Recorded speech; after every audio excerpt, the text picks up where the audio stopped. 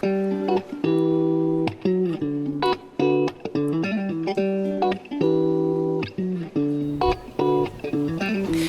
and welcome back to the Pithy Bikes channel. This is the Mini Town Bicycle Series video number 10. In the last video, we tacked the chainstays and dropouts to the main triangle, and then made some adjustments to get the chainstays into alignment with the seat tube. In this video, we are going to fabricate some chainstay caps and then TIG weld those on. We'll get started here soon, but first, a quick message. Okay, so I wanted to address some comments in regard to the wooden jig and the amount of alignment I had to do on the chainstays of the frame. So the chainstays were quite a bit out of alignment. The back wheel was not quite centered with the seat post. And the reason for that is on a wooden jig, there's going to be flex, and it's just not the most rigid material. With that said, I do want to cover the positives and negatives with this jig. So the first reason why you might want a jig like this is if you don't have access to aluminum or steel wherever you live. Let's say you live in some part of the world where those materials are super expensive or hard to come by. So that's the number one use case for this jig, I think. So the other reason to build this jig, and the reason I built this jig, is I wanted to know how far I could push the low cost side of things and see how cheap I could be. And with cheapness comes a price. And for a jig like this, you think you're saving money by spending less, by using wood or some of the other materials I use. But where you end up paying the cost is on the later end of your construction. So you can just expect that if you use a jig like this, that you're gonna have to do quite a bit of realignment on the frame once it's off the jig. So let me show you guys something. All right, so for you guys who are not new to the channel and you've been around for a while, you probably know that this was one of my first projects. I built this jig, and it's a full aluminum construction, used 80-20 extrusion. And the reason I pulled this out is this took a really long time to make, especially with the limited tools I had. And when I say limited, you know, not that limited. I have a mini mill and a mini lathe, but they're small, and it's really hard to take on a project like this with those size machines. So anyway, the point is, or what I'm getting at here is, you spend a lot of time on a jig like this on the front end. It takes a lot of time to build something like this. But once you have a jig like this, you spend virtually no time on the back end. And what I mean by that is, once you take the frame off of this jig, it is, at least my experience on this jig, there's like zero work you need to do to realign it, because it is solidly aligned down the center plane.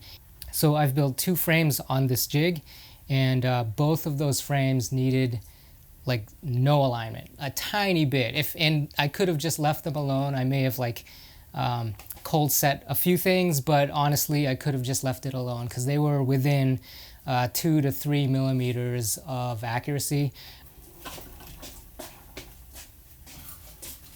And the last thing I want to talk about is I had mentioned earlier in earlier videos that I might offer a kit for sale for this jig, and I decided not to do that. And the reason is, it just doesn't hold the tolerances that would let me sleep well at night knowing someone bought that kit. I just wouldn't feel right with that. That being said, though, the plans are still online. I do intend to leave them there. And the reason is, like I said, you may live in a part of the world where this is your only option. And if that's the case, this is not a bad option. So that's all I got to say about this jig. Let's get on with the rest of the video.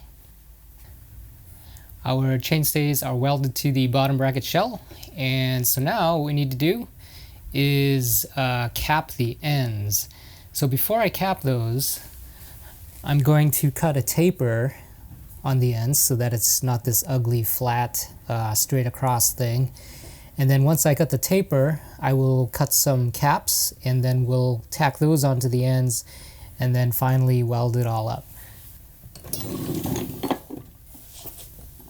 few days ago I printed these out, and these are the diameter of the chainstays. And what I'll use these for is a guide for drawing my my 45-degree tapered angle.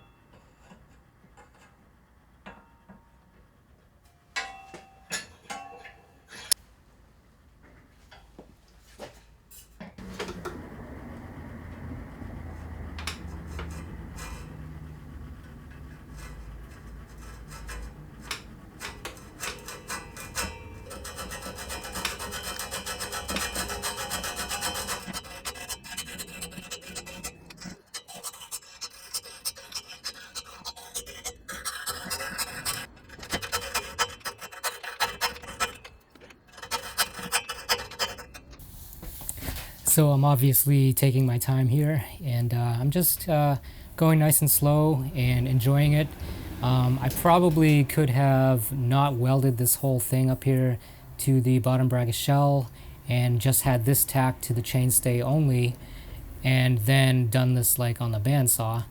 I probably still could do this on the bandsaw, but I don't like the idea of holding the whole frame and trying to make this cut. I do like going nice and slow, and it's nice and quiet and peaceful and pretty fun, actually.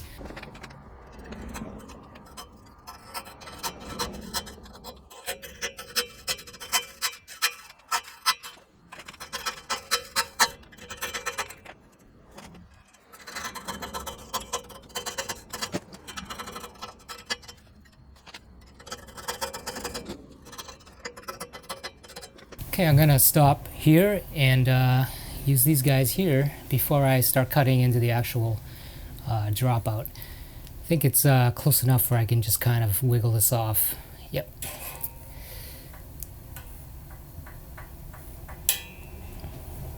There it is. So I can just clean this up with the file and I'll be good to go.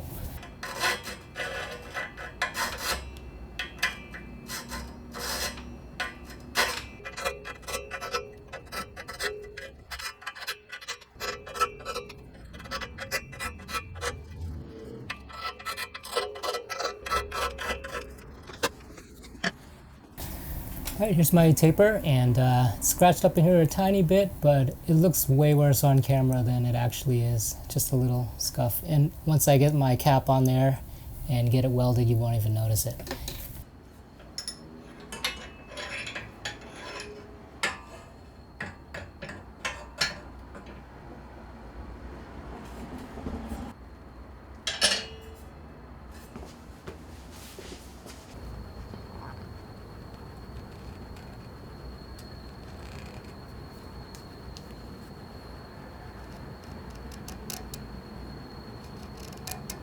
So I was making my life harder than it needs to be. This does not need to be on here, and in fact the actual sliding dropouts don't need to be on here. So I'm going to take those off.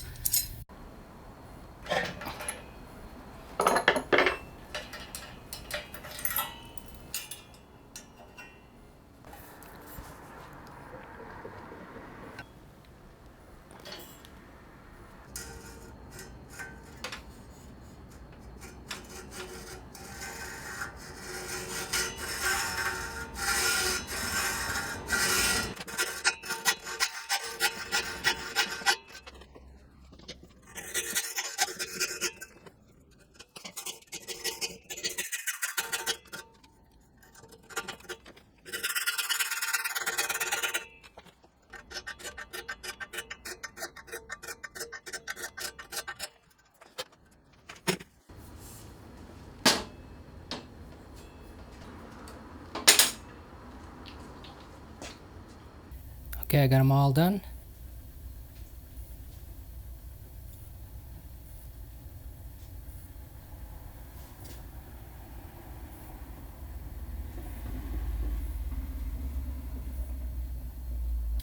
Okay, Okay, we're ready to cap these off. So the first thing I'm going to do is get a tracing of this profile here. I'm going to go ahead and use a sticky note and get this side here lined up right where it's flat. That looks about right. And then just kind of push on it and get a little crease going. And now I'm going to draw on top of this crease. So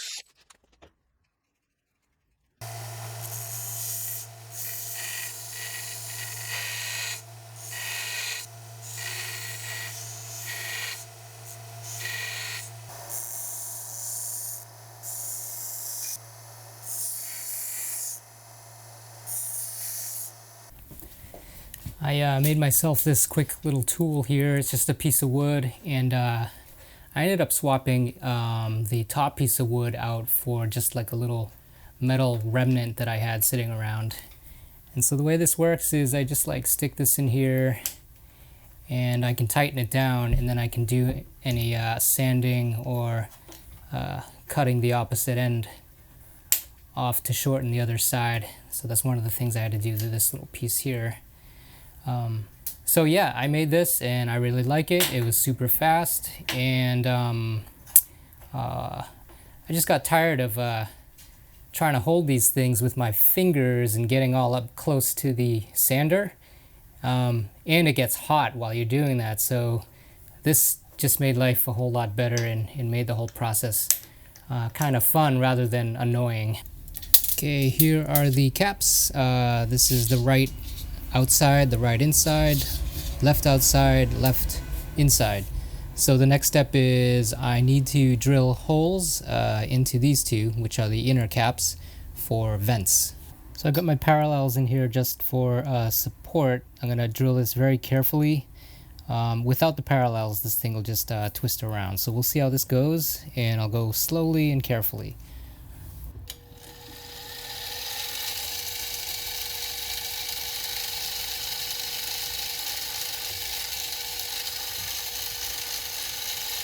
Alright, so this drill really wants to move around.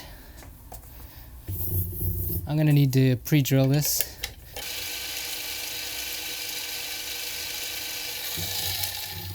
Should be enough to get us started.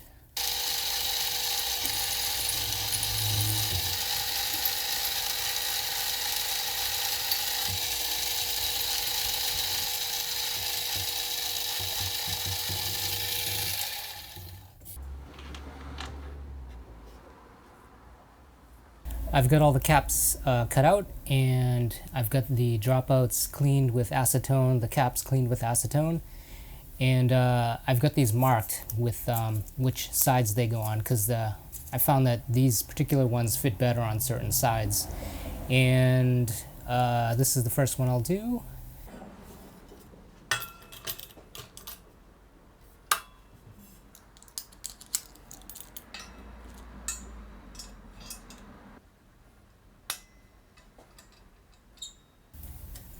I've got this little clamp thing, and I gotta be careful not to tighten it down too much. Just, oh geez, doesn't want to tighten without moving. So I gotta tighten just enough to hold it in place to get the tacks on. So I don't want to tighten this too much, because it's clamping on the dropout section, and then it's putting force on the dropout and the chainstay section, but some on the chainstay section. So I don't want to introduce any twist here. And if you remember, there's only 2 tiny little tacks. I did try to beef these up, but they're still not the biggest tacks in the world. And yeah, so I got to be very careful.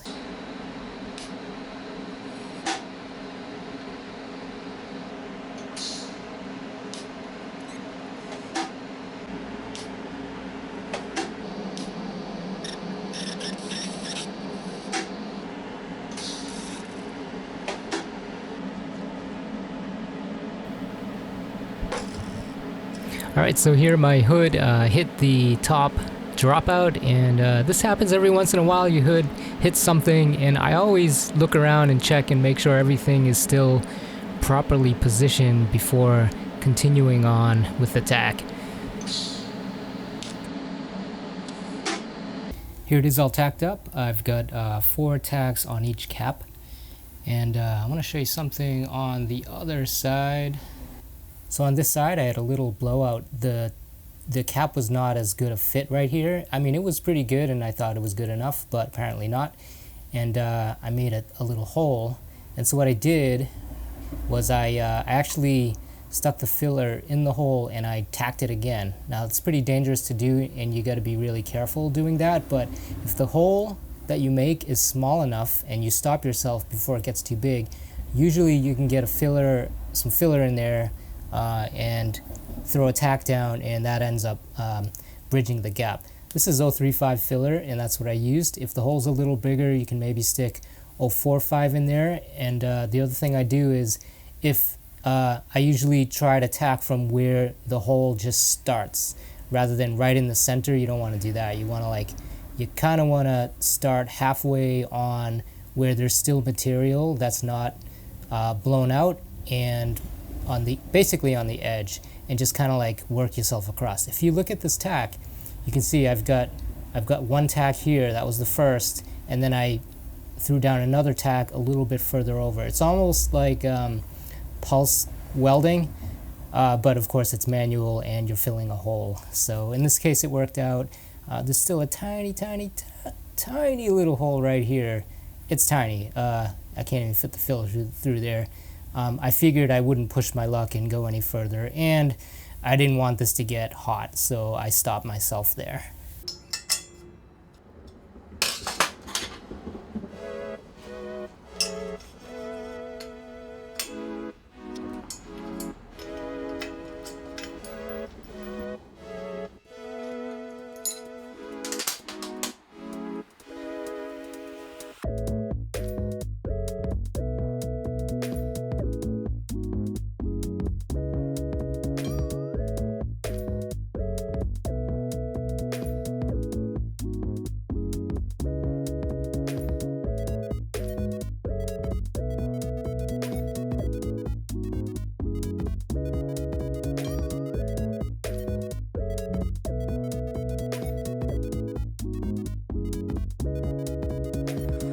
Okay, so I stopped to let this cool down a little.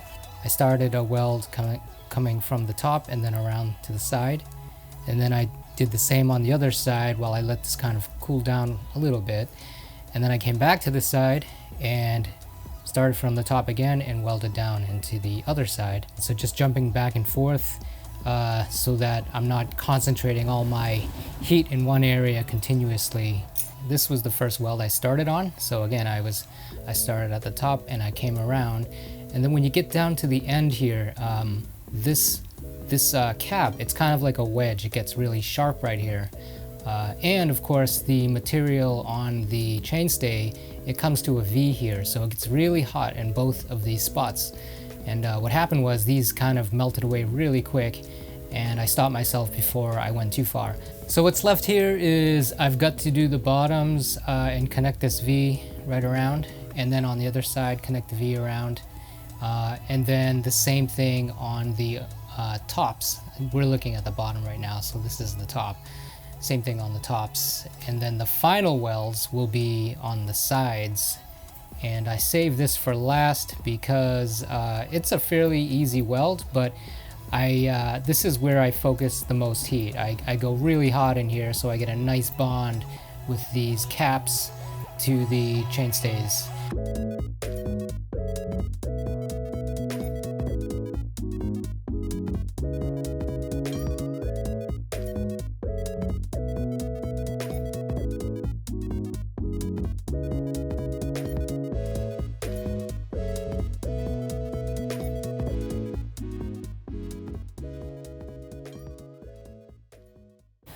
Alright, I got the caps welded on, and really nothing to talk about here. It was just business as usual. Here's the other side of the right chainstay, and let me flip this around. And here's the other side.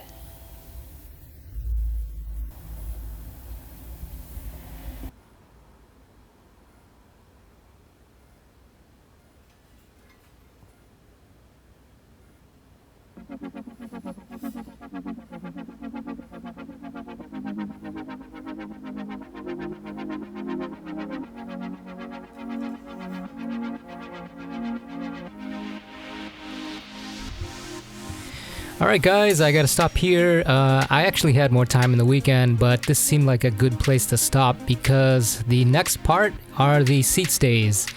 And there's quite a bit of work to do there. I don't think anywhere near is the amount of work on the chain stays. I do need to bend the seat stays, and there's some adjustments to the tabs that I want to make. The dropout tabs, that is.